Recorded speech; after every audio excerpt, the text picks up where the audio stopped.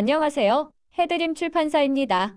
가상 모델 사용법을 계속 연습 중입니다. 온에어 스튜디오에는 몇 명의 가상 모델이 있습니다. 아직 남성 모델을 안 써봤지만 여성 가상 모델 중에서 박지안이라는 가상 모델이 비교적 발음도 정확하고 가장 섬세한 듯합니다.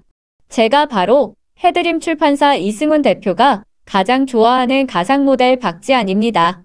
온에어 스튜디오에서 가상 모델을 이용하여 영상을 만들 때 가상 모델의 배경 영상을 50메가 이하로 올려야 하는데 50메가 이하이면 시간이 1분이 채 안 되어 어쩔 수 없이 슬로우 영상으로 용량을 줄이는 대신 시간을 늘리다 보니 영상 화질이 떨어지네요.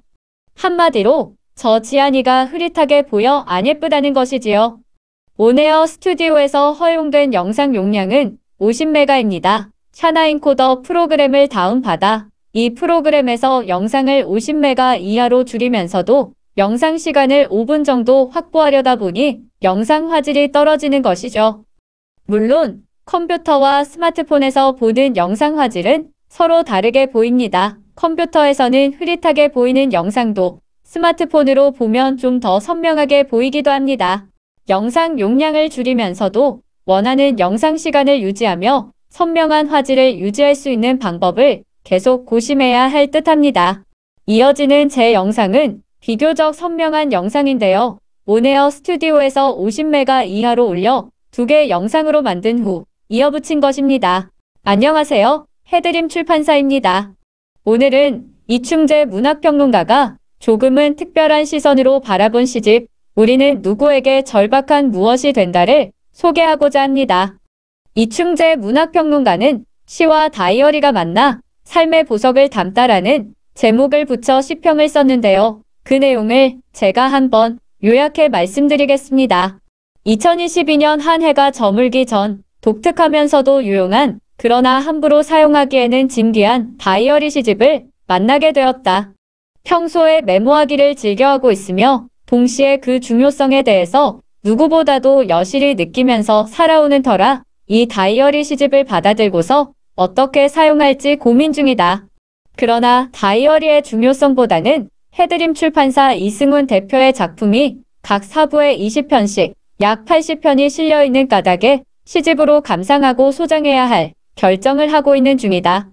다이어리가 매 단락 사이사이에 삽입되어 있어서 나름 귀한 시 감상평이나 느낌을 메모해 둘 수도 있는 악면성을 지닌 시집이다. 그러니까 이승훈 시인이자 수필가가 처녀작으로 한번 시도해본 도서이다. 다이어리를 필요로 하는 그리고 시와 시작 노트로서의 메모를 좋아하는 독자들에게 가치 있고 애용할 수 있는 소중한 시집이라고 할 수 있다. 지금까지 대한민국에서는 이러한 종류의 시집을 만난 적도 본 적도 없다. 그러니까 해드림 출판사에서 신선하게 시도해본 기획도서라고 보아도 틀림이 없다. 이 시집은 항상 곁에 두고 일상적인 시 한 편 감상하고 그 느낌과 감상평 혹은 그 소회를 간단 명료하게 메모하여 추억으로 남겨놓을 수 있는 공간으로 제공해주고 있다는 측면에서 볼 때도 유용하게 읽히고 쓰임 받을 수 있겠다고 확신한다. 먼저 이 다이어리 시집에 소개된 시 한 편을 소개한다. 아내의 사랑이 식어갈수록 남자는 더 늙어간다는 것을 이제야 알았습니다. 악몽이라 느꼈던 그때 아내가 가장 귀여웠다는 것을 하얗게 쓴 머리로 알았습니다. 너더평 원룸 사무실, 날마다 야근을 하다 잠든 새벽녘, 문득 눈을 뜨면 아내가 곁에 누워 있었습니다. 악몽을 꾸다 깰 때처럼 소스라치게 놀랐습니다. 아내는 밤새 딴 생각을 하다가 기어이 홀로 잠든 남편을 확인하였습니다. 배고프게 달리는 불빛들로 잠 못 드는 도시의 거리를 20년이 흘러도 바라보며 사무실에서 늙은 고아처럼 주말을 보내도 밥 먹었느냐 전화 한 통 없습니다. 아내는 어디로 갔을까요?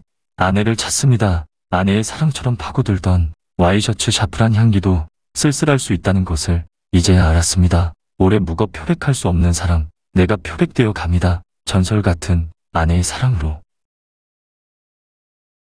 이 시는 아내를 찾습니다 전문인데 이 시를 보면 저자가 얼마나 자기 일에 열정을 가지고 최선의 삶을 살고 있는지를 발견하게 된다는 것은 그리 어려운 일이 아니다. 그럼에도 애처로움을 외면할 수 없는 사실로 받아들여야 하는 것이 맞다.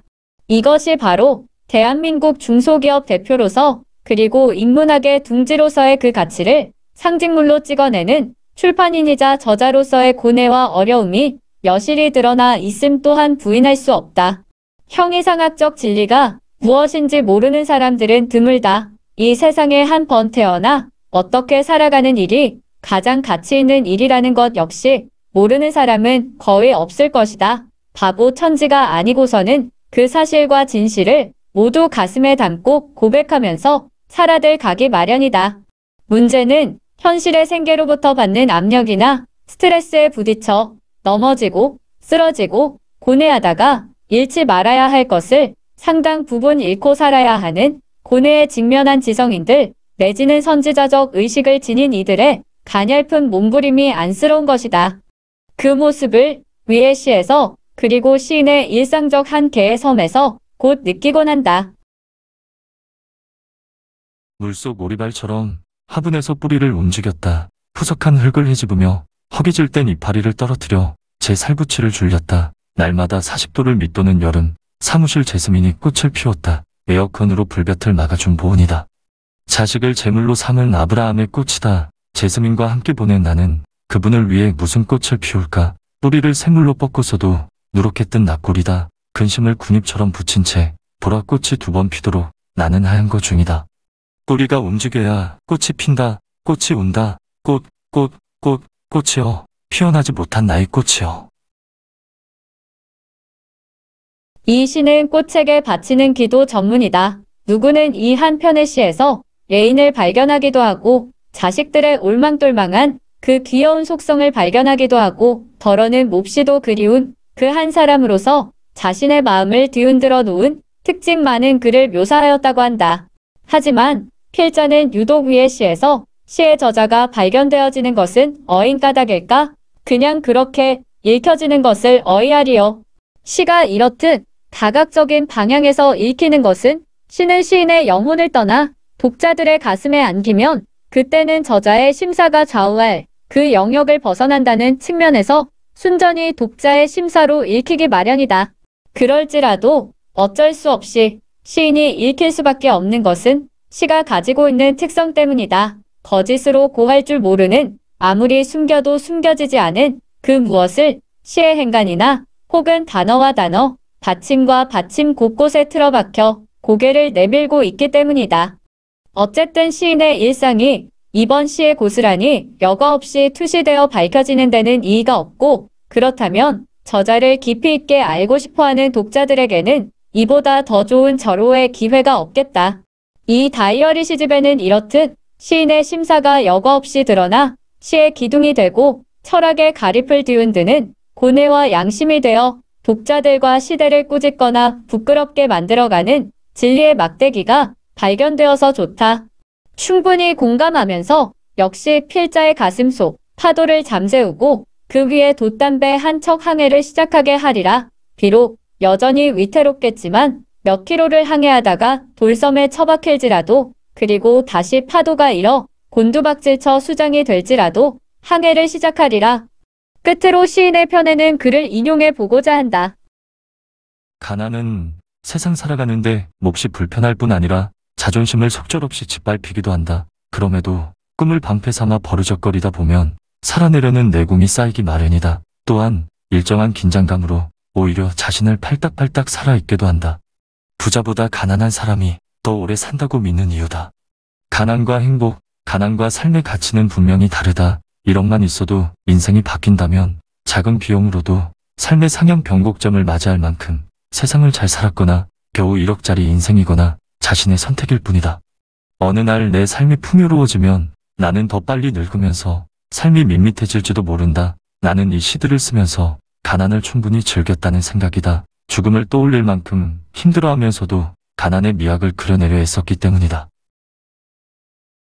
아무튼 많은 독자가 이 한 권의 시집에 수록된 주옥같은 일상적 시들과 삶의 편린들과 영혼의 소리를 메모로 남겨 추억하기를 염원하면서 이 글을 마친다. 참으로 고맙고 감사를 드린다.